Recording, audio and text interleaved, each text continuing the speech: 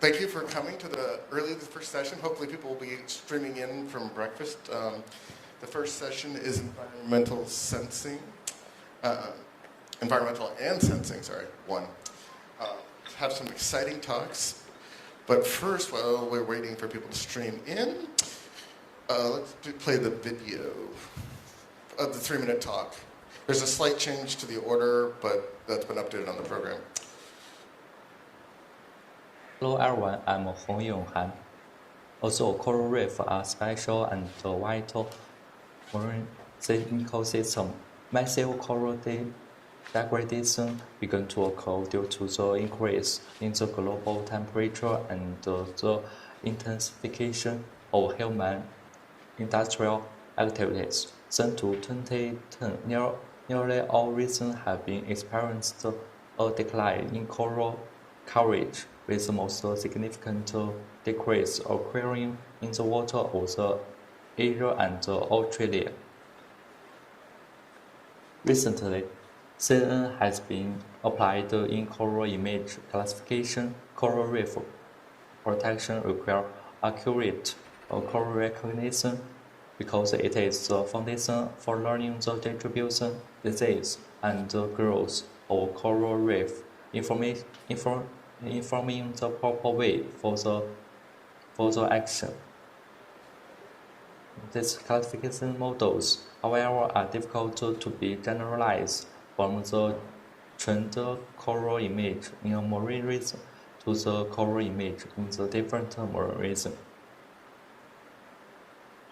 In this paper, a novel coral recognition method is introduced, where knowledge transfer across domain and its advantages. Firstly, it transfers coral texture and structural feature across domain, providing useful knowledge to assist the coral recognition task in the target marine domain. Second, to overcome the difficulty that the confusing coral image are prone to the misclassified and transfer useless or even negative information. Our method is equipped with the reject option for the confused coral. While adapting, this coral can be sent to an expert. With the label information from the target marine region, our method significantly reduces the distribution gap and domain shift among the different marine regions. A series of the studies show that our method outperforms the broad range of the baseline. Thank you for your listening. Hello everyone, I'm Hong Yonghan. Also, coral reefs are special and vital marine ecosystem. Hey, in case you didn't want to watch it a second time, degradation I thought it was going to stop, due but to the increase in the global temperature and the All right. So I would like to invite our first speaker down. How do you get out of here? There we go.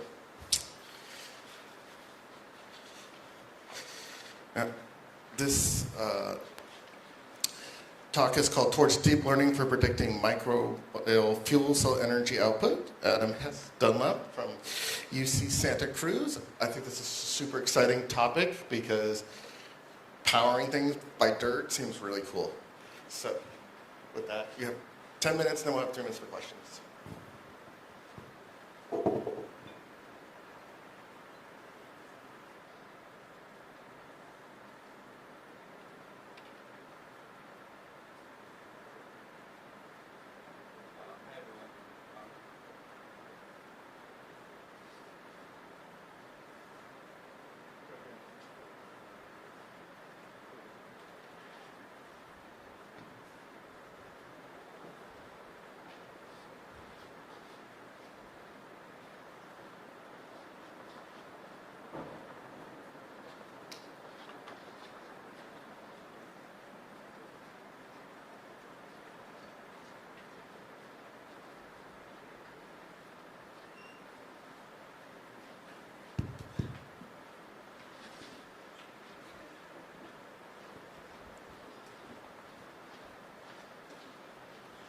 Hi everyone, thank you for coming to this talk. This is my first international conference and I'm so grateful and so excited to be presenting. So let's get started. So let's start by motivating this talk with some applications of environmental sensing. First of all, it can reduce the risk of drought by reducing the water use of agriculture by up to 50% in some cases. And there's so much research to support this. It can also help prevent wildfires by monitoring areas that are prone to drought and potentially preventing wildfires before they even happen. Unfortunately, due to a variety of factors, these technologies have not been adopted in places that they could be useful for, in many places that they could be useful for, again, for a variety of useful reasons. One of the biggest reasons behind this is the difficulty in finding a stable, long-lasting, and affordable power source. After all, we can't just plug electronics into the dirt, right? But that is what we're working on doing. Using a technology called soil microbial fuel cell, which is both affordable and long-lasting, we can harness the power of exoelectrogenic microbes, which produce electrons naturally during their respiration process. By allowing them to build up on an anode, and including a cathode and a load, this can create a current that generates electricity. This technology is already widely known among civil and environmental engineering communities, but it isn't as well known in computer science, electrical engineering, and sensing communities, which is something that my partner and I, Harshita, are hoping to change today. One of the biggest problems with adopting this technology is that they're difficult to predict and model. As you can see here, there's a ton of variability in the energy generation of microbial fuel cells, which makes them difficult to use as a power source. And also, this is from a period of relatively stable behavior. In order to address this challenge, we use a framework called intermittent computing, which is specifically designed to work with power sources that are non-constant. The basic idea of this framework is that the device we want to use is turned off for most of the time in order to store energy. Then once it has energy, it turns on, performs some sort of useful operation, and turns off again. It's mostly been used with solar power up until this point, but soil microbial fuel cells are another promising power source. One of the challenges of this framework, even though it's easy in theory, is that we don't know when we're going to have enough power to perform a useful operation, since the power source is non-constant. We can turn on the device and check manually, but this can actually consume more power in practice than the actual operation we want to perform, so it's not a very useful technique. Because of this, being able to predict the output of our energy supply can greatly improve the reliability of this framework. And that's essentially what this paper is on. Our research isn't directly about increasing the energy generation of soil microbial fuel cells. Other people are working on that in parallel. But by modeling their output, we can make more effective use of the power that they do generate.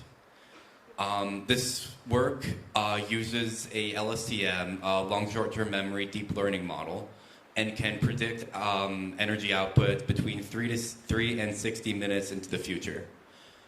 Briefly, how this works is that after we predict the output, say 60 minutes into the future, we will schedule the device activations at scheduled intervals along these times, let's say 60 minutes. When these scheduled intervals come along, the device will wake up, attempt to perform some sort of useful operation, and then go back to sleep to preserve power. At the end of the 60 minutes, we'll run the model again and repeat the process. Briefly, our architecture is written completely in Keras. The input layer is an LSTM with 200 neurons and a ReLU activation. The hidden layer is dense, 100 neurons, also a ReLU activation. And the output layer is dense with three neurons. Let's talk briefly about the inputs and outputs of these models. In order to make a prediction, the output being the voltage, current, and power prediction for one time step ahead, whether that's 3 minutes or 60 minutes, we need to take the past 3 time steps of data, including the soil data, temperature, volumetric water contact, and electrical conductivity, and electricity generation data, plus a few more factors. In practice, this means that if we wanted to predict the energy generation from, say, 6 to 7, we would need the previous 3 time steps. So 3 to 4, 4 to 5, and 5 to 6. One of the most interesting parts of this work is our use of quantile regression to quantify the uncertainty of the models. As we all know, deep learning is very useful for making accurate point estimates, but it's very much a black box and struggles to quantify the uncertainty of its predictions. And while we're not able to do this directly, we can do this indirectly with a technique called quantile regression. Essentially how this works is that we train 3 different models, each to predict a different quantile of the data. For the lower bound, we train a model to predict the 5th quantile. For the upper bound, we predict the 95th quantile. And for the point estimate, we predict the median, or the 50th quantile. Specifically, we use quantile regression, which you can define the loss function for over here. This is one example of our model in practice. The lower bound is represented in red, the upper bound is in orange, and as you can see, it does a pretty good job of bounding the actual data. Also, the median prediction differs by about 5% from the actual data in this case, so it's pretty accurate. Before we get to the results, we need to define a few terms for evaluation. First of all, we have our baseline model called the naive model. Essentially, it takes the average voltage for the validation set and uses to make a prediction for the test set. We also have the oracle model, which calculates the theoretical maximum amount of device operations we could perform if we made perfect use of the available energy we had to us, down to the very last second. Finally, in order to evaluate the model, we have the successful activation rate, which measures the amount of useful operations we were able to perform using our model compared to the oracle model. So if we were able to perform 900 useful operations with the deep learning model, and 1,000 activations is the maximum bound predicted by the oracle model, then we would have a 90% successful activation rate. And here are our results. In the middle, we have the results for the median model. And as you can see, the deep learning model is able to achieve 60% of possible device activations, which is higher than the naive model, as we would expect. What's really interesting, though, is that the lower bound model is able to achieve significantly more successful operations than the median model, with almost 95% of possible operations being performed. But the reason for this is that, for example, if we were to overestimate the amount of energy we have, we would wake up the device too early, attempt to perform an operation, and fail because of lack of energy. Then that energy would be completely wasted. On the other hand, if we underestimate the amount of energy that's going to be generated, we'll basically wait a little longer than we have to wake up the device, and on average have more energy than we need to. And there's really no negative side effect to this. The energy will be stored for future use, and we'll just use it later. So because of this, by deliberately underestimating the amount of energy we're going to be able to generate, we can effectively perform more useful operations using our intermittently powered soil microbial fuel cell. So, in the future, we need to gather more novel deployment data in order to validate this model. We've already run time series rolling validation to test the generalizability of the model, and have had some pretty successful initial results in data. We also need to better account for the energy consumption of this framework. There's various energy costs that need to be accounted for, including running a deep learning model locally, or at least the inference of it, and various communication tasks that may be needed. So we need to account for that moving forward. That's all I have for today. If you have any questions, I'm linked to the project repository. the lab that this work came out of, and the contact information for both me and Harshita. Thank you. Thank you for the great talk. Questions?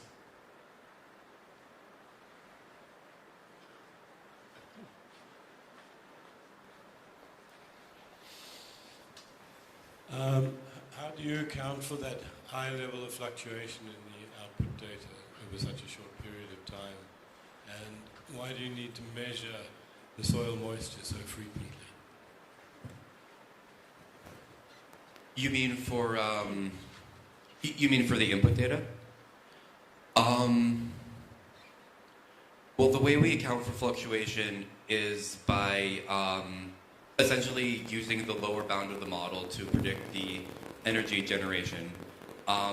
Even if the energy isn't exactly what we predict, if we make a conservative estimate, we can prevent from wasting energy by attempting to perform a device activation when there's not enough energy to do that. As for why we need to measure the moisture so frequently, honestly, we could measure it less, and we might do that in the future, depending on the energy constraints. But this is what, but with the technology we had, this was the data we had available, so we wanted to use it for the model. All right, next question, and let's switch the speakers so we get one ready. You can stay up there, just take the microphone with you.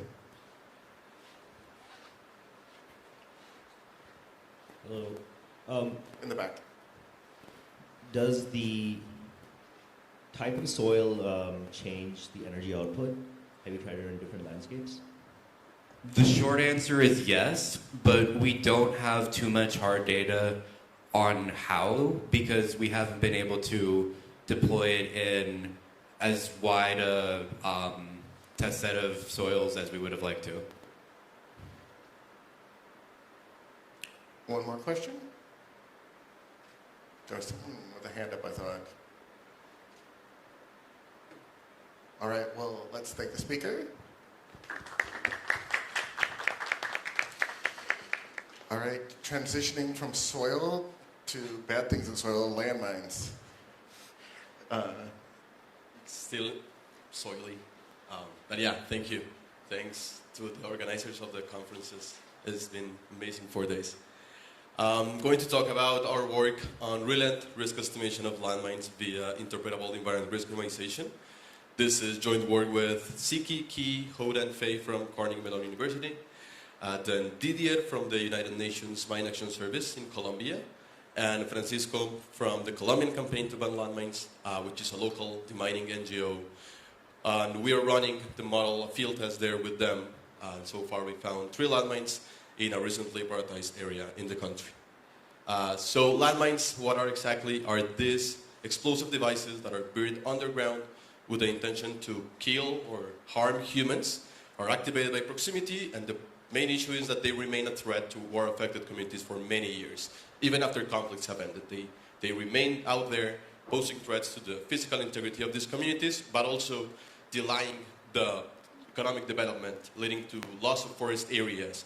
The communities cannot go back to their original settlements. And because of all these terrible consequences, in 1997, most countries signed the Ottawa Treaty, committing themselves to stop the use and commercializations of landmines, and also committing to clear their territories from these contaminated areas. However, despite all these efforts, the landmines continue to be used around the world in different countries, in different conflicts even today. There are millions of them still lying out there in 70 countries, affecting 60 million people and yielding 7,000 casualties every year. Humanitarian demining operations that seek to clear land from these landmines are currently very time-consuming, costly in both money and human effort. So to think how current humanitarian demining operations work, this is one area in Colombia that was recently allocated to demining organizations. I chose this because this is the size of Delhi, 1,500 square kilometers. And imagine you looking at around this area, looking for landmines the size of the microphone, of a bottle of water. So what they do is they literally send their teams. They start like walk around the area with the sniffing dogs, with metal detectors, talking to communities, collecting information, primary sources to try to understand where landmines can potentially be and to find them and to remove them from the ground. But this is a very time-consuming operation. I've been talking for 3 minutes now, and they're still in the north part of the territory. So what they actually do is what I call like a responsive approach. They use the past reports of landmines, and they guide their operations going to previously reported areas with mines. Okay, under the idea of where a landmine was found in the past, there's more landmines nearby. It will be like a minefield. However, this leads to false alarms. They go to several places that were just one landmine. And it also leads to false positives, false negatives. Yes, so safe areas that seem safe, but they're actually contaminated, and they seem safe because they don't have any previous report. So what we're proposing here is to construct a risk map using machine learning under the assumption that landmines are used under a ward logic. They have underlying correlations with features of interest, and use these risk maps to guide the operations of these humanitarian mining organizations. Okay? So they can make these operations safer and more efficient. So this seems a little bit straightforward to do, but actually estimating landmine contamination has been very poorly studied in the AI literature and present some key modeling challenges. The first one is the unclear definition of labels. When you look at historical data, the absence of a landmine can either be a mine-free zone, a zero example in our training data set, or can be a contaminated area that has not been inspected yet. Okay? And if you train your data on your raw data, then you can misestimate the model to capture this relationship. The second one is, by definition, these models are intended, as the previous video, we're looking to deploy these models in areas that are far away from our training region. So we train the models on like safer areas that are less affected by the conflict, and then we want to use these models in more affected areas that are subject to arbitrary distribution shifts. In our conversations with the stakeholders, we also quickly realized the need for interpretable models. They need to be able to tell the communities, this is a safe area, you can safely relocate there, use the land, raise your children here. So we need to understand and to provide a better explanation than just the machine learning model say so. Okay? Also, we were on the need of a validation protocol under non-ID data that captures the spatial correlation in our data and an appropriate metric. What does it mean for an AI model to be good in this context? So we tried to do this with our pipeline, Brilliant. This is a comprehensive pipeline to estimate the risk of landmine contamination that is thought to aid the non-technical surveys. The non-technical surveys are the initial steps in the humanitarian demining operations, where human experts gather historical information, geographic attributes. They go and talk to the communities, recollect first-hand experience, and guide and have a first initial plans where contamination could be. What we are proposing is to enhance this non-technical survey with our pipeline, with a holistic analysis of the different variables that could be affecting this contamination. It's composed by 3 components: a data set enhancement, where we give general guidelines to define the labels correctly to model landmine risk, as well as the risk modeling part, which I will talk in more detail, and finally we present the results through an interactive interface to be used by these demining organizations. We use data from Colombia. I'm from Colombia, so I grew up hearing about landmines every other day in the country. And Colombia has been demining the territory since 2012. 30% of the country has ground truth information. We do know where landmines are and where they're not. So we want to predict where remining landmines are going to be found in one of these operations using the historical information that is currently there. And one key factor is precisely this historical information. You can, the current approach by humanitarian organizations is correct. If there was a landmine there 5 years ago, there's very high likelihood that there is more landmines nearby. But it's not enough. It leads to a lot of false alarms and a lot of false positives. So we need to actually integrate more variables into our estimations, such as geographic attributes, social demographic variables, and remnants of our indicators. And you can think of this, we figured out there's like 2 types of landmines, let's say. One are the easy landmines to be found. These are landmines that are close to previous reports. There's a minefield that is already identified, and there is also like easy areas that are mine-free areas with no previous reports. These are like safe areas that are out there.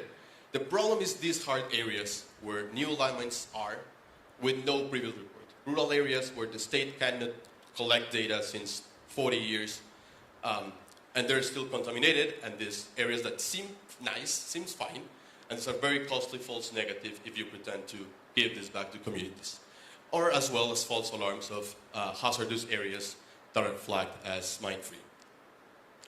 So we realized the models were over-relying on finding the easy landmines, so any model could easily find the easy landmines, and they were like struggling to find the hard landmines. But those are the ones the humanitarian demanding organizations care more about. So we use invariant risk minimization as our loss function in our model, where we have the usual ERM loss, cross-entropy loss, in our training data, but then we use these easy and hard environments and add this additional regularization term, and that this encourages the model to be simultaneously optimal in each environment. So we want that gradient to be as small as possible, meaning that if the gradient is small, it means that the function is optimal when restricted only to the easy examples, but also when restricted to the hard examples. If our training data were just hard examples, then the gradient would also be giving us an optimal model as well as the easy examples. So we plug that into a neural network. That is a modification of a TabNet model. It's a tabular deep neural network, and it has like two parts. First, we have these sparse max layers on top. These are like neural network layers that enforces sparsity in our model. So doing a filter selection simultaneously with training, and then we have the usual estimation part, and we repeat these sequential blocks as in a machine, gradient boosting machine approach. Like we fit the residuals in the next sequential block. We use a 10-fold block cross-validation using geographical areas as our different folds, and we observe that our model consistently outperforms current models, that is the current practices, this logistic regression single model, only using historical events, as well as two previous models in the literature, and models that are explicitly trained to minimize this height and reverse height. And I would like to focus on the reverse height metric. The reverse height metric comes from the ranking literature. And intuitively, what we're doing is, if you were to rank all the grid cells according to this risk score, and you were to sequentially demine the territory according to this rank, then the reverse height is telling us how many false alarms we need to visit before fully demining a territory. Okay? That is how much time we needed to fully demine a territory. And as you can see, our model is able to cut almost by half the current practices on the time that is needed to demine these areas. We're currently conducting a pilot field test, that's me, in Colombia, with UN Mine Action Service and the Colombian Campaign to Ban Landmines. Two recent priorities areas where we're testing our model. We also are doing some ongoing work on how to transform the raw risk scores into cohesive hazard clusters that are more useful to the NGOs. And yeah, and all feedback is welcome as we prepare for deployment in other countries with the UN.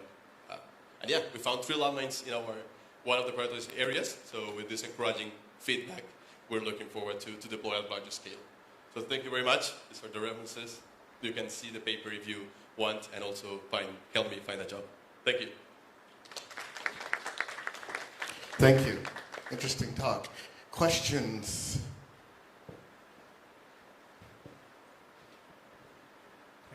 Thank you. Very interesting work.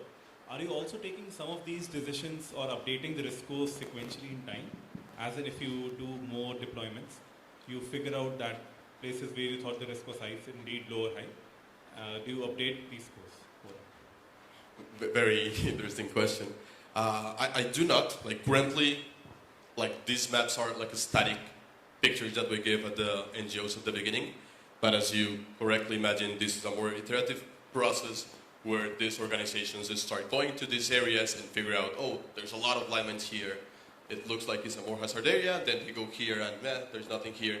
And they update their beliefs and their understanding of the contamination of the territory. We're currently not doing that just because we don't have the data. I really think the next step in this kind of models is more of an incremental learning fashion. approach, but we don't have the like that detailed operation that we went here, we didn't find anything, so we update it this way and then we go here. They just receive this area, and in 2 years is like the time they need to demine like this amount of land. They just give the final results like, we found landmines here, here, and there. So it's like hard to find the correct data, but I really think that that's the next step that we should take. Thank you. Hi. Other questions? In the back. So this is very impactful work. So congratulations on taking the effort for doing this. It'll be very helpful for the audience to know some very basic stats. When were the landmines deployed? Who deployed them? Why isn't the organization demining having some knowledge about when they were, who set these mines up? What is the depth that you need to dig to actually get a landmine? So if you can just share some anecdotal data about these at a high level, that would be very helpful to understand the context of this. And I just want to say, people are still digging up, trying to figure out bombs from World War II. Exactly, yeah. This is actually an incredibly hard problem. And congratulations on Thanks. taking a stab at it. Yes, as you mentioned, across the globe, there's landmines dating back to World War II. In Colombia, where we deployed the model, these are coming from, there's an internal armed conflict since the 60s. The documentation of the first landmine use is like 1990. They're thought to be used by the FARC guerrilla, that is like the biggest guerrilla, who signed a peace treaty in 2017. But this guerrilla was using the landmines to protect, for example, their cocaine crops, their narcotraffic routes, their areas of interest for their illegal economies to fuel their operations. And they just don't know. It was like military operations that are like not that structured, so they don't have the information. After the peace treaty, they were asked to give this information where landmines are, and they just don't know. They were just randomly using them. These are like artisanal improvised explosive devices. So it's more oftentimes that you don't have the structured information as where landmines are. The Colombian army also used landmines in this war, and after the Ottawa Treaty, they were committed to clear the territory, and they did have the maps of where landmines were, and they were quickly removed. But in this kind of conflict, another example is the ongoing Russia-Ukraine conflict. There is a lot of explosive ordnance that is being contaminating right now the territory, and it's just impossible to know where and when are these leading. So not only landmines, but also like explosive remnants of war. Imagine like a grenade is used but didn't detonate, so it's out there, so you need to find it this big in a huge extensions of land. So yeah, they date back in different countries up to World War II, at Southeast Asia conflicts, in Latin America, in Africa, in East Europe, in different parts of the world. Thank you. All right, let's thank the speaker one more time. And now we're done with soil, moving to air. Hello everyone. So I'm Prasenjit from IIT Kharagpur again. So I'll be explaining a paper on exploring indoor air quality dynamics in developing nations, a perspective from India. So my co-authors are Dr. Shadin Pradhan and Professor Chakraborty from IIT Kharagpur.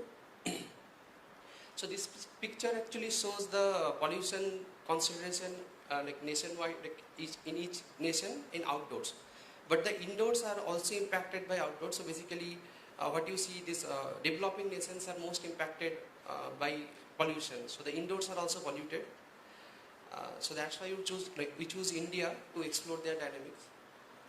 So why you should care about air pollution? First of all, we spend 90% of our time indoors nowadays, and like any activity you do indoors basically influence pollutants.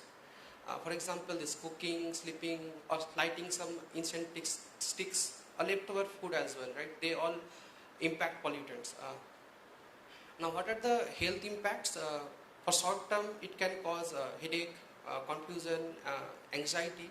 However, in long term, it can cause to lung infection, COPD, at worst lung cancer, right? Yeah. So there are a lot of news reports coming up from India, like highlighting this issue for indoors. So our primary objective for the study was to understand the unique dynamics of indoor pollutants, developed a low cost and scalable alternative for air quality monitoring, a large scale deployment so that the observations are generalizable, and analyze the patterns, let's say for spread, how pollutants get accumulated, how they get ventilated according to the room structure and the floor plan. Now first of all, we will touch upon the air quality monitoring platform we developed.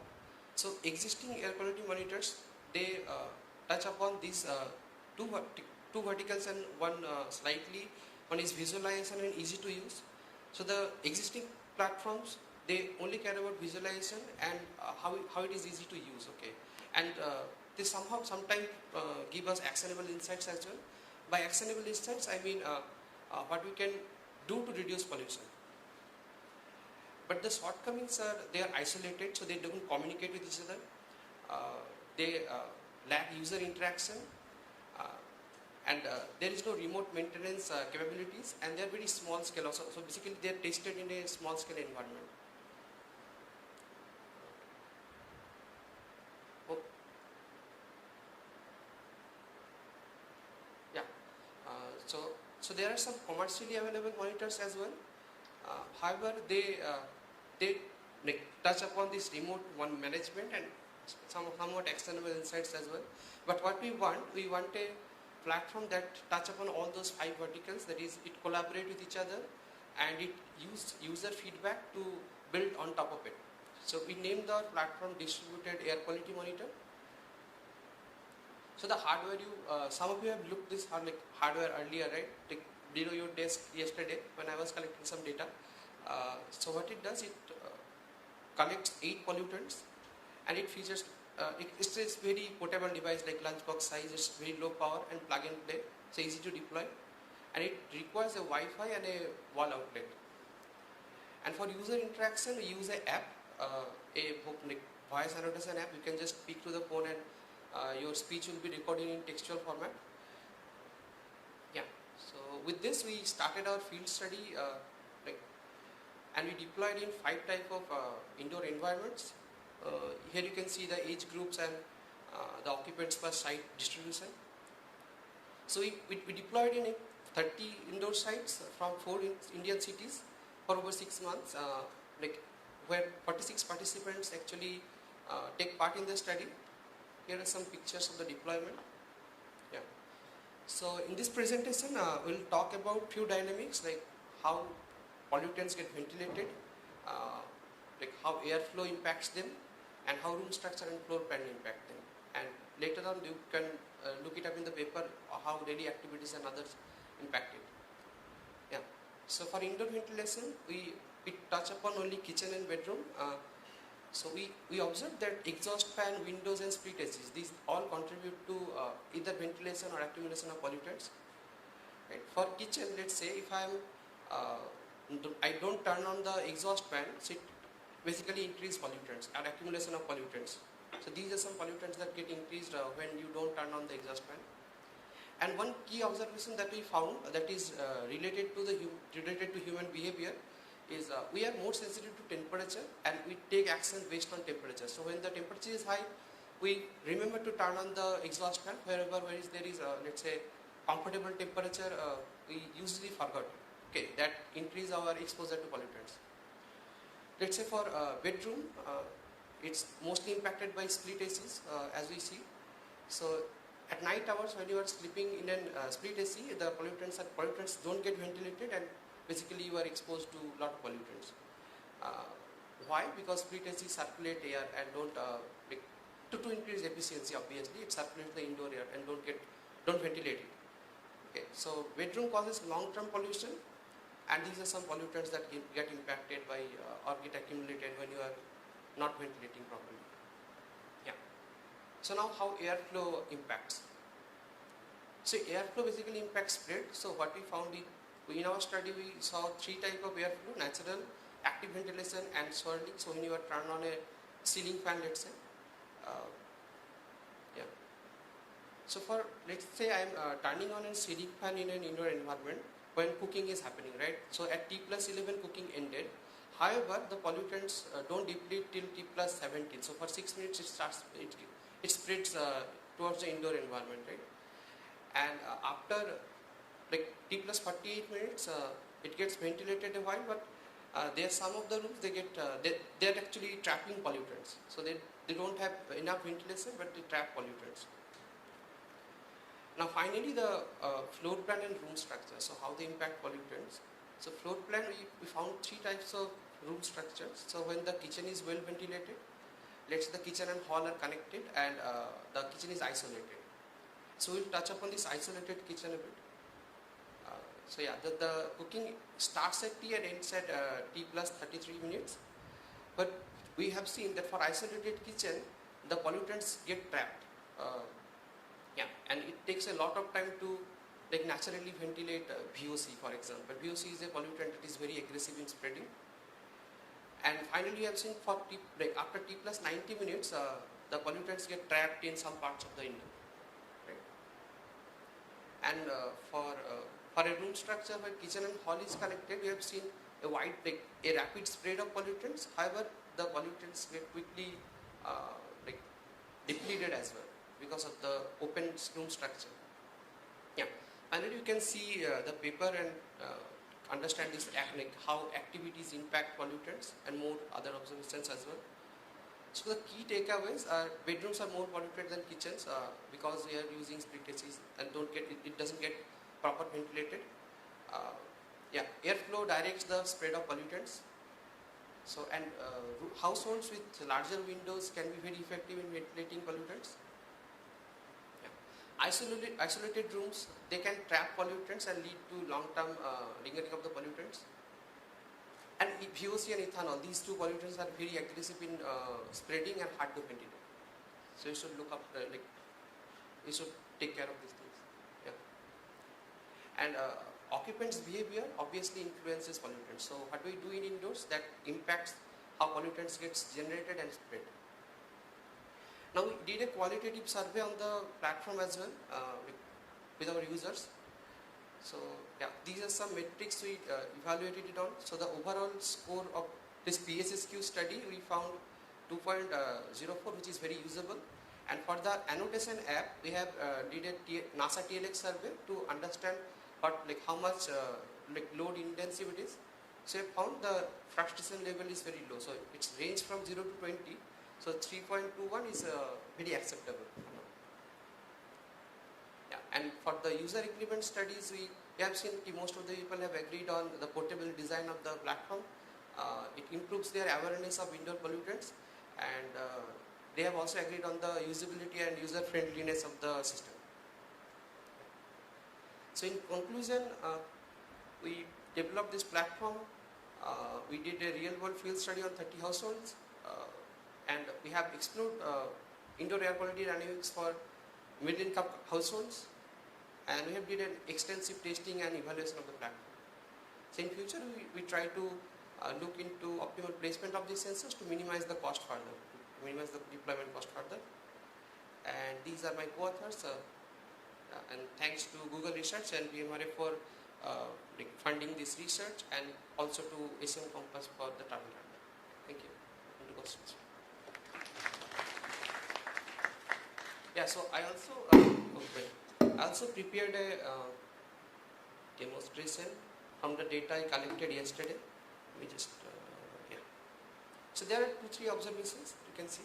Yeah, so these are the places we deployed yesterday, right? Some of you have tripled on the wire sometimes. So I found some of the sensors got kicked. Okay, yeah, and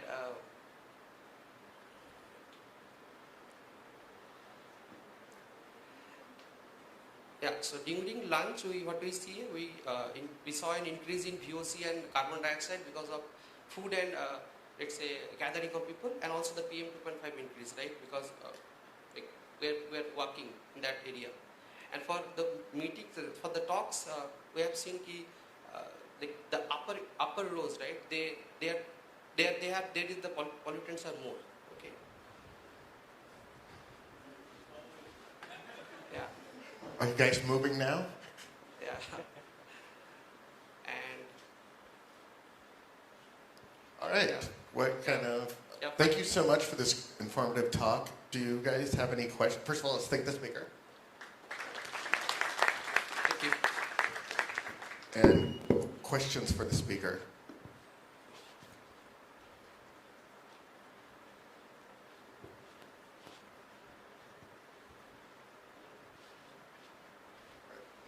One right there and one here. Very nice work. So congratulations on that. So you talked about ventilation, right? But if the outdoor is equally or more polluted than the indoor, so the ventilation wouldn't help. So like, has there been any deployment in like where outdoor is very polluted and how it impacts? Yes. So for this study, we have considered outdoor is less polluted.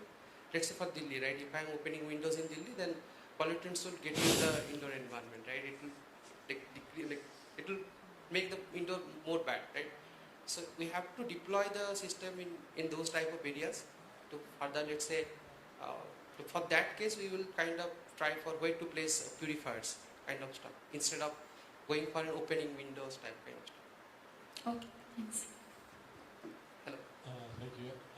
So you mainly quoted the VOC and CO2 data, but briefly the PM data as well. And I'm just wondering, in terms of low-cost devices, do you see VOC and CO2 data being sufficient, or is there an additional advantage to including PM2 sensors in the device? Yeah. So we are actually sensing 8 pollutants. So I have shown 3 pollutants here: VOC, PM 2.5, and CO2. But there are as many as pollutants we can capture, that would be good. So there are some scenarios when other pollutants don't get impacted, but let's say only VOC get impacted, right? So, but we have to explore more to identify these type of scenarios for other activities as well, that target specific pollutants. So it's an open problem. We have to explore more and more, deploy more sensors, make it low cost. All right, let's thank the speaker one last time.